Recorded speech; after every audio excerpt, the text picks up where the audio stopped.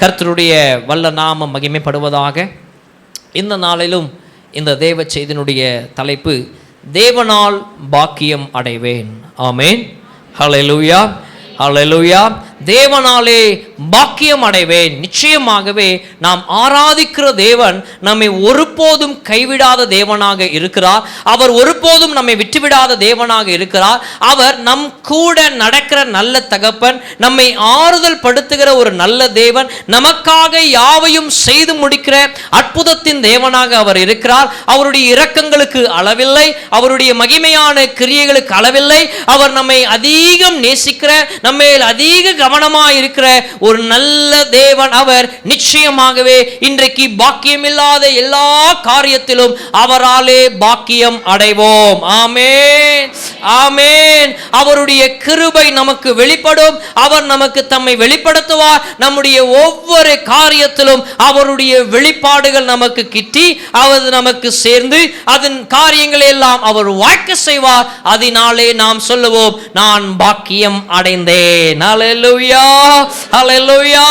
உலகத்தார் சொல்லுகிறார்கள், நான் அந்த காரியத்தை செய்தால் தான் எனக்கு நல்ல பலன் உண்டாகும், இதை நான் ஏற்கொண்டால் தான் எனக்கு நன்மை உண்டாகும், இவர்கள் வார்த்தைக்கு நான் செவி கொடுத்தால் தான் என்று சொல்லுகிறார்கள். அல்ல, தேவனுக்கு செவி கொடுத்தால் போதும், தேவனுடைய காரியங்களை ஏற்றுக்கொண்டால் போதும், தேவனுடைய திட்டங்களை கை கொண்டால் போதும். அந்த சத்தியமுள்ள தேவன், சத்தியமானவர் நமக்கு நிறைவேற்றி கொடுக்க, யாவையும் பொறுப்பெடுக்க அவர் வல்லமை உள்ளவராக இருக்கிறார். ஹல்லேலூயா, ஆமென். இந்த நாட்களிலும் நம்முடைய இருதயம் உணர்வடைய வேண்டியது, தேவனாலே பாக்கியம் அடைவேன். ஆமென். ஒருவேளை இந்த காலை நேரத்தில் எங்கெங்கேயோ இருந்து எனக்கு ஒத்தாசை வர வேண்டியது இருக்கிறது, எனக்கு உதவி வர வேண்டியது இருக்கிறது என்று சொல்லி நீங்கள் நினைக்கிற அத்தனை காரியங்களிலும் ஒன்றை புரிந்து கொள்ளுங்கள், அந்த காரியத்தை தேவன் எனக்கு நிறைவேற்ற வல்லவராயிருக்கிறார். ஹல்லேலூயா, ஹல்லேலூயா. பாருங்க, மனுஷன் நிறைவேற்றுகிற விஷயம், மனுஷனால் கிடைக்கிற காரியம் ஒரு தற்காலிகமான ஒன்றாக இருக்கும். ஆனால் தேவனுடைய வழி நடத்துதலோ நமக்கு நித்தியமானதாய், அது நிரந்தரமானதாய், ஒருவராலும் பறிக்க முடியாததாய் அது இருக்கும். ஹல்லேலூயா, ஹல்லேலூயா.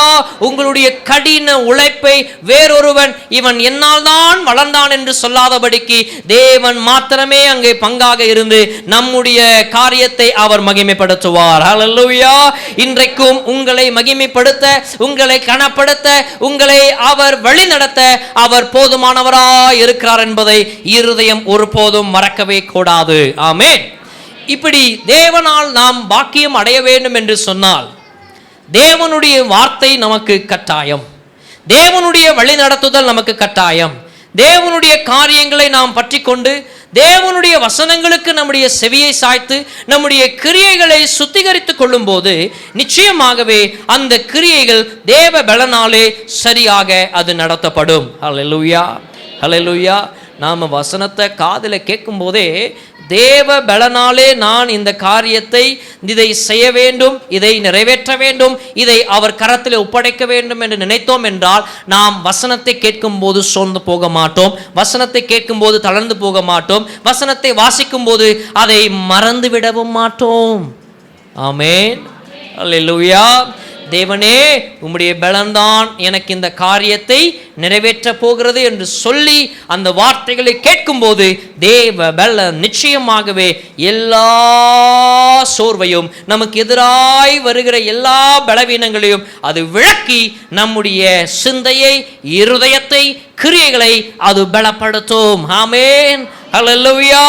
கர்த்தருடைய வல்ல நாமம் மகிமைப்படுவதாக. வாசிக்கலாம், நீதிமொழிகள் 29வது அதிகாரத்தின் 18வது வசனம். தீர்க்க தரிசனம் இல்லாத இடத்தில் ஜனங்கள் சீர்கெட்டு போவார்கள், வேதத்தை காக்கிறவனோ பாக்கியவான். ஆமென், ஹல்லேலூயா.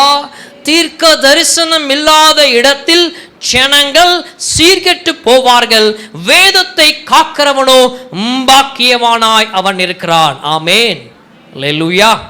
இன்றைக்கு பூமியில நாம ஒன்று பார்த்தோம் அப்படின்னு சொன்னா, எல்லாம் சீர்கெட்டு போயிருக்கிறது. என்ன பண்ணுது? எல்லாம் சீர்கெட்டு போயிருக்கிறது. ஏன் நம்முடைய வாழ்க்கையே நாம் பார்த்தோம் அப்படின்னு சொன்னால் எத்தனை காரியங்கள் அது கெட்டு போய் இருக்கிறது என்று சொல்லி நாம் வருத்தப்படுறோமா இல்லைங்களா? நம்முடைய ஜெப வாழ்க்கையில் ஒரு சரியான முன்னேற்றம் இல்லாததை குறித்து, வேத வார்த்தைகளை நாம் நிறைவேற்றாததை குறித்து, கர்த்தருடைய காரியங்களை நாம் நிறைவேற்றாததை குறித்து, உலக பிரகாரமாக வாழ்கிற வாழ்க்கையில் முன்னேற்றங்கள் இல்லாததை குறித்து, இப்படி எத்தனையோ விஷயங்களிலே அந்த காரியங்கள் சீர்கெட்டு போய் இருக்கிறபடியினால் வேதனை அடைகிற ஜனமாய் நாம் இன்றைக்கு இருக்கலாம். ஆனால் இந்த வேதனையோடு நம்முடைய வாழ்க்கை முடியாதபடிக்கு அந்த வேதனையை மாற்றும் தேவன், அந்த கர்த்தர் தமது வார்த்தையை நமக்கு கொடுத்து நம்மை பாக்கியம் அடைய செய்ய விரும்புகிறார். ஹல்லேலூயா, ஹல்லேலூயா. இன்றைக்கு நம்முடைய காரியங்கள் சீர்கெட்டு போய் இருக்கிறது, அதை சரிப்படுத்த எப்படி என்று கவலைப்படுகிற நாம், இன்றைக்கு நம்முடைய காரியங்கள் மாத்திரமல்ல மற்றவர்களுடைய சீர்கேட்டையும் சீர்படுத்தும்படியான பலனை கர்த்தர் நமக்கு கொடுக்க வல்லமை உள்ளவராக இருக்கிறார். ஹல்லேலூயா, ஆமென். இன்றைக்கு ஆண்டவர் அநேக தரிசனங்களை, சொப்பனங்களை, வெளிப்பாடுகளை அவர் கொடுக்கிறார். ஆமென், ஹல்லேலூயா. நல்லா கவனிங்க. தேவன் இன்னைக்கு நமக்கு வெளிப்படுத்துகிற விஷயங்கள், தேவன் இன்னைக்கு நமக்கு சொல்லுகிற காரியங்களுக்கு நாம் தாமதிக்கும் போது இன்றைக்கு ஜீவன் அங்கே பறிப்போகும்படியான அநேக செயல்களை பொல்லாத பிசாசானவன் முன்பரமாய் செயல்பட்டு வருகிறான். இன்னைக்கு நீங்கள் கவனிச்சிங்கன்னா ஒருத்தனுடைய வாழ்க்கை எப்படி பாதிக்கப்படுதுன்னா, உயிரை பறிக்கும்படியான ஒரு காரியம்தான் இன்றைக்கு அதிகம் இந்த பூமியிலே நடந்து கொண்டிருக்கிறது. ஏன்னா ஆண்டவருடைய வருகை சமீபமாக இருக்கிறபடியினால் எவ்வளவுக்கு எவ்வளவு பாவத்திலேயே மனுஷனை அபகரிச்சிடலான்னு சொல்லி பொல்லாத பிசாசானவன் ஒவ்வொரு மனுஷனையும் விழுங்கி கொண்டிருக்கிறான். ஆமாவா இல்லைங்களா? ரொம்ப சாதாரணமாக மரணங்கள் நடந்து கொண்டிருக்கிறது. இன்னைக்கு அநேக ஜனங்கள், ரட்சிக்கப்படாதவர்கள் ஒரு பெரும் கூட்டமாக மரித்து கொண்டிருக்கிறார்கள் என்பதை நம்முடைய செவி கேட்டுக்கொண்டிருக்கிறது. அநேக விபத்துகள், அநேக கொடிய காரியங்கள், இப்படி பொல்லாப்பான காரியங்கள் நடந்து கொண்டிருக்கிறது. அதே நேரத்தில் தேவனுக்காக நிற்கிற ஜனத்தை பார்க்கும்போது தேவன் தம்முடைய ஜனத்தை அருமையாய் காத்து வருகிறார். ஆமென். அதில் தான் நம்முடைய தேவனால் நாம் எவ்வளோ பாக்கியம் அடைந்திருக்கிறோம் என்பதை இன்றைக்கு உணர முடிகிறது. நாம் உணர வேண்டும். ஆமென், ஹல்லேலூயா. பாருங்க, இன்றைக்கு சீர்கெட்டு போய் இருக்கிற காரியங்கள் எல்லாம் சீர்படும்படியாக தேவனுடைய வார்த்தை, வெளிப்பாடு நமக்கு கொடுக்கப்படுகிறது. அந்த வெளிப்பாடுகளை பெறுகிற நாம், அந்த தீர்க்க தரிசனங்களை பெறுகிற நாம் அதில் சோர்ந்து போகாதபடிக்கு அதை செயல்படுத்துவதற்கு தேவனுடைய பலனை சார்ந்து கொள்ள வேண்டும். ஆமென், அல்லேலூயா, ஆமென். கர்த்தருடைய நாமம் மகிமைப்படுவதாக. பாருங்க, இந்த வெளிப்பாடுகள் எல்லாம் பல காரியங்களை நமக்கு காண்பிக்குங்க. என்ன அப்படின்னு சொன்னால், தேவனுடைய குணாதிசயத்தின், அவருடைய குணங்களை, புதிய பரிமாணத்தை பார்க்கும்படியான ஒரு பாக்கியம் நமக்கு கிடைக்கிறது. தேவன் தம்முடைய உடன்படிக்கையில் எவ்வளவு உண்மையாக இருக்கிறார் என்பதை அங்கே வெளிப்படுவதை பார்க்க முடியும். வரப்போகும் ரட்சிப்பை கர்த்தர் முன்னறிவிக்கிறார் என்பதை நாம் பார்க்க முடியும். இந்த வெளிப்பாடுகள் தேவன் அங்கே இயேசு கிறிஸ்துவின் மூலமாக ஒவ்வொரு காரியங்களை எத்தனை அருமையாக வாய்க்க செய்கிறார் என்பதையெல்லாம் பார்க்க முடியும். ஹல்லேலூயா, ஹல்லேலூயா, ஆமென். பாருங்க, இன்றைக்கும் ஆண்டவரிடத்தில் நாம் உண்மையாக செபிக்கும் போது கர்த்தர் நமக்கு வெளிப்பாடுகளை கொடுக்கிறார். ஆமென். உங்களுடைய வீட்டில் ஆண்டவருடைய வெளிப்பாடுகள் கட்டாயம் இருக்கணும். ஏன் அப்படின்னு சொன்னால், அப்போ தான் தேவனை புரிஞ்சு கொள்ள முடியும், உடன்படிக்கையின் தேவனின் கிருபைகளை பெற்றுக்கொள்ள முடியும், அங்கே ரட்சிப்பை நாம் பெற்றுக்கொள்ள முடியும், அங்கே தேவனாலே இயேசு கிறிஸ்துவின் மூலமாக எல்லாம் நிறைவேறுகிறதை நாம் அனுபவிக்க முடியும். ஆமென். அப்போது சீர்கேடான காரியங்கள் எல்லாம் விலகி நாம் தேவனால் பாக்கியம் அடைவோம். ஆமென். ஆபிரகாமுடைய வாழ்க்கையில் ஆண்டவர் அநேக வெளிப்பாடுகளை கொடுத்தார். அநேக வெளிப்பாடுகள் ஆபிரகாமுடைய வாழ்க்கையிலே ஒரு பெரிய ரட்சிப்பை கொடுத்தது. தேவன் எப்பேற்பட்டவர் என்பதை புரிந்து கொள்ள முடிந்தது. தேவனுடைய கிரியைகள், அந்த வல்லமையான செயல்களை கண்ணார காணவும் அது நிமித்தமாக ஒரு சந்ததி ஒரு தேசமாக மாறினதை இன்றைக்கு நாம் பார்க்க முடியும். ஆமென். ஹல்லேலூயா. தேவன் ஆபிரகாமுக்கு அவருடைய வாழ்க்கைக்கு வெளிப்பாடுகளை கொடுத்தார். வெளிப்பாடுகள் நிமித்தமாக அந்த குடும்பம் காப்பாற்றப்பட்டதை போல இன்றைக்கும் நம்முடைய குடும்பம் எல்லாவித சீர்கேடானவைகளுக்கு காப்பாற்றப்பட, எல்லாவித பொல்லாப்புகளுக்கு காப்பாற்றப்பட அந்த வெளிப்பாடுகளை தேவனிடத்திலே பெற்றுக்கொள்ளும் ஜனமாய் நாம் இருக்க வேண்டும். அல்லேலூயா, அல்லேலூயா.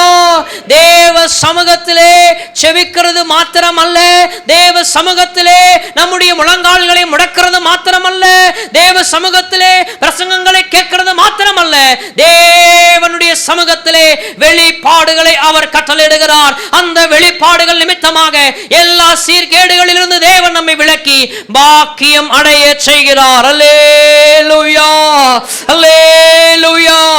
அப்படி தேவன் ஆபிரகாமோடு கூட அநேக காரியங்களை பேசினார், வெளிப்படுத்தினார். அந்த வெளிப்பாடுகள் நிமித்தமாக அந்த குடும்பம் காக்கப்பட்டது.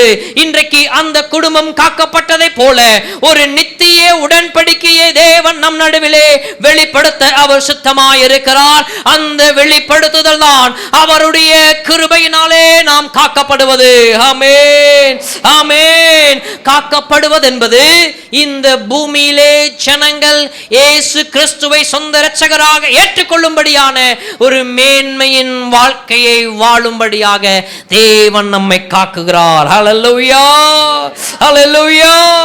பாருங்க, ஒரு சில காரியங்களை நாம பார்க்கணும் அப்படின்னு சொன்னா, ஆண்டவர் ஆபிரகாமுடைய வாழ்க்கையிலே எப்படியெல்லாம் அவர் வெளிப்பாடுகளை கொடுத்தார் என்றால், உடன்படிக்கை பண்ணுகிற தேவன், சர்வ வல்லமை உள்ள தேவன், காலத்தை நியமிக்கும் தேவன், வெளிப்படுத்துதலின் தேவன், எல்லாவற்றையும் பார்த்து கொள்ளும் தேவன் என்று சொல்லி இந்த தேவன் ஆபிரகாமுக்கு தன்னை வெளிப்படுத்தி அவருக்கு அநேக காரியங்களை அவருடைய வாழ்க்கைக்கு ஆண்டவர் வெளிப்பாடுகளை கொடுத்தார்.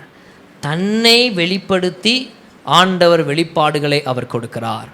ஆமென், அல்லேலூயா, அல்லேலூயா.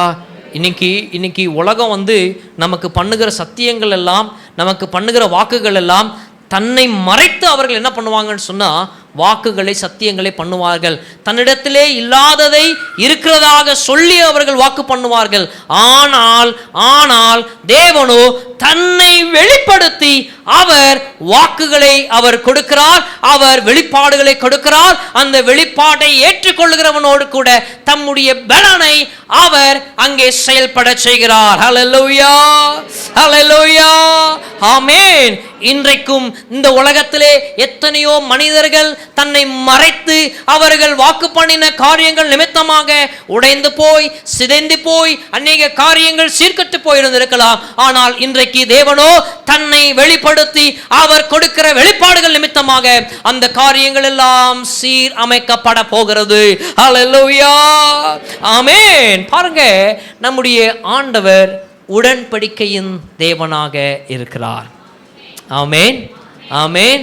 அவர் என்ன பண்றாரு? ஆபிரகாமோடு கூட அவர் உடன்படிக்கை பண்ணுகிறார். நீங்கள் ஆதியாகமம் 15ஆம் அதிகாரத்திலே 1 முதல் 3 வசனங்களை வாசியுங்கள். எல்லாரும் பைபிளை திறந்து வாசிங்க.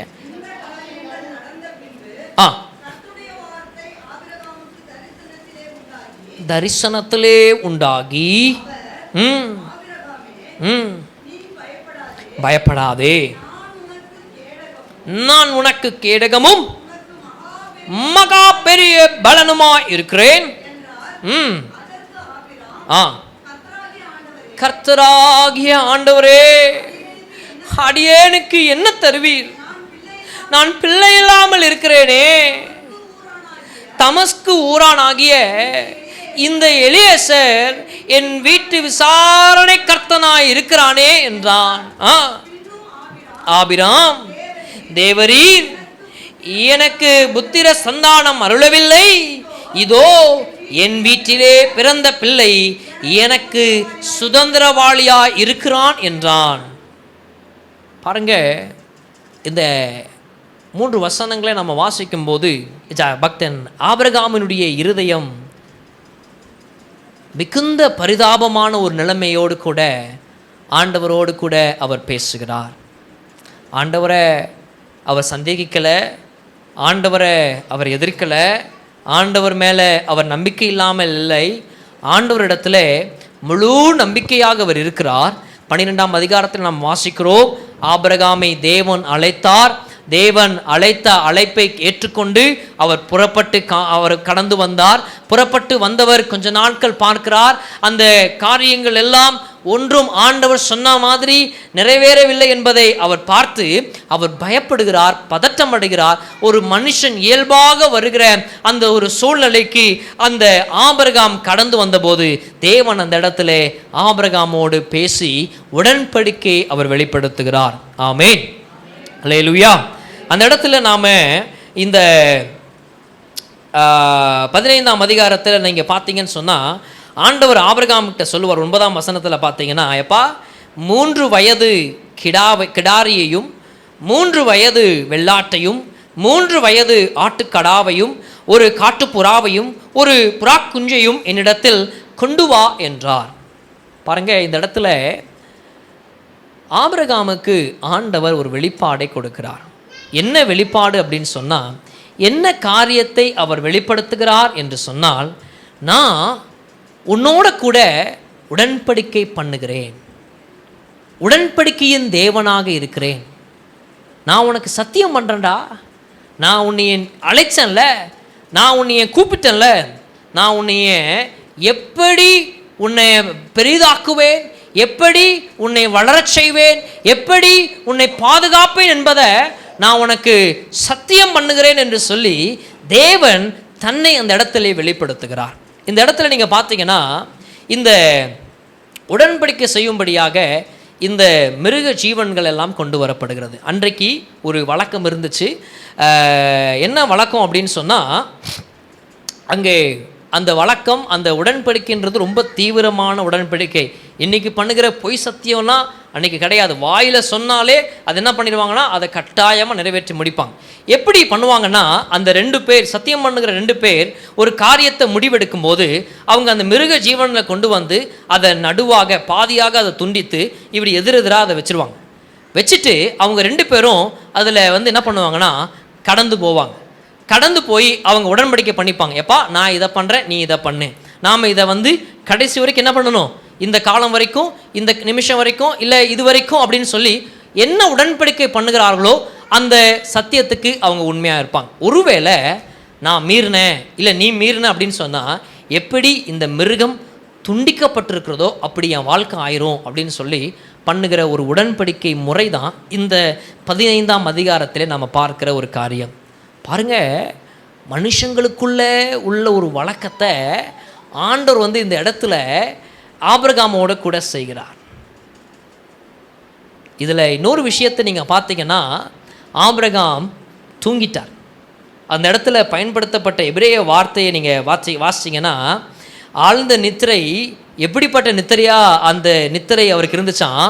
ஆதாமை ஆண்டவர் எப்படிப்பட்ட ஒரு நித்திரைக்குள் ஆக்கினாரோ அப்படிப்பட்ட ஒரு நித்திரைக்குள்ளாக ஆனார் என்பதை எபிரேயத்தின் வார்த்தை இங்கே சொல்லுது. ஆதாம ஆண்டவர் ஃப்ளாட் ஆக்கி அந்த இடத்துல விலா எலும்பை எடுத்து ஏவாளை உண்டாக்கினதை போல இந்த இடத்துல ஆண்டவர் ஒரு புதிய காரியத்தை ஆபிரகாமுக்கு செய்ய வேண்டும் என்று சொல்லி அந்த இடத்துல ஆபிரகாமை அந்த பலிகளுக்கு நடுவிலே ஆண்டவர் கடந்து போகவில்லை. இந்த தேவன் அந்த பலிகளுக்கு நடுவிலே அவர் கடந்து போய், நான் உன்னோட உடன்படிக்கை பண்ணுகிறேன். ஆமென், ஹல்லேலூயா, ஹல்லேலூயா. இது ஒரு பெரிய காரியம். முழு பொறுப்பும் என்னுடையது என்று சொல்லி தேவன் அந்த இடத்திலே அவரை வெளிப்படுத்தி அவருடைய ஆபிரகாமுடைய காரியத்தை அவர் பொறுப்பெடுக்கிறார். உடன்படிக்கையின் தேவன்றது சாதாரணமான ஒன்று கிடையாதுங்க. இன்னைக்கு நாம் பெற்றிருக்கிற கிருபை நம்முடைய முயற்சியினாலே பெற்ற கிருபை கிடையாது. லூக்காவிலே நாம் வாசிக்கிறோம், அங்கே நான் சிந்தின என் இரத்தத்தினால் ஆகிய புதிய உடன்படிக்கையாயிருக்கிறது. ஆமென், ஹல்லேலூயா. 22ஆம் அதிகாரத்திலே 20வது வசனத்தில் வாசிக்கிறோம். லூக்காவில், இந்த பாத்திரம் உங்களுக்காக சிந்தப்படுகிற என்னுடைய இரத்தத்தினால் ஆகிய புதிய உடன்படிக்கையாயிருக்கிறது. ஆமென், ஆமென். நாம அவரை விசுவாசிக்கிறதற்கு முன்னமே, நாம அவரை ஏற்றுக்கொள்ளுகிறதற்கு முன்னமே, அவர் தம்முடைய இரத்தத்தை இந்த பூமியிலே சிந்தி என்னுடைய கிருபை உனக்கு எப்போதும் உண்டாயிருக்கும் என்று சொல்லி, அவருடைய அன்பு நமக்கு எப்போதும் உண்டாயிருக்கும் என்று சொல்லி அவர் உடன்படிக்கை பண்ணியிருக்கிறார் என்பதை இந்த நாளிலே நாம் மறந்து போகக்கூடாது. ஆமென். அந்த கிருபையின் நிமித்தமாக நாம் ஒவ்வொருவரும் இங்கே ரட்சிக்கப்பட்டிருக்கிறோம். ஆகையால் ஒன்றை புரிந்து கொள்ளுங்கள், இந்த கிருபையினாலே கிடைக்கப்பட்ட ரட்சிப்பை நாம் இழந்து போகாதபடிக்கு நம்முடைய வாழ்க்கையை அவருக்கு முன்பதாக வாழ வேண்டும். ஹல்லேலூயா, ஹல்லேலூயா, ஆமென். பாருங்க, இந்த உடன்படிக்கை ஆண்டவர் இந்த ஆபிரகாமுக்கு அவர் அங்கே செய்கிறார். நான் இதை என்ன பண்றேன், செய்கிறேன், நான் இதை என்ன பண்றேன், செய்கிறேன்னு சொல்லி அந்த இடத்துல ஆண்டவர் ஆபிரகாமுக்கு அவர் அங்கே தன்னை ஒப்பு கொடுக்கிறார். ஆமென், அல்லேலூயா, அல்லேலூயா. இப்படி ஆண்டவர் ஆபிரகாமுக்கு ஒரு பெரிய சமாதானத்தை தன்னுடைய உடன்படிக்கையிலே அவர் கொடுத்தார்.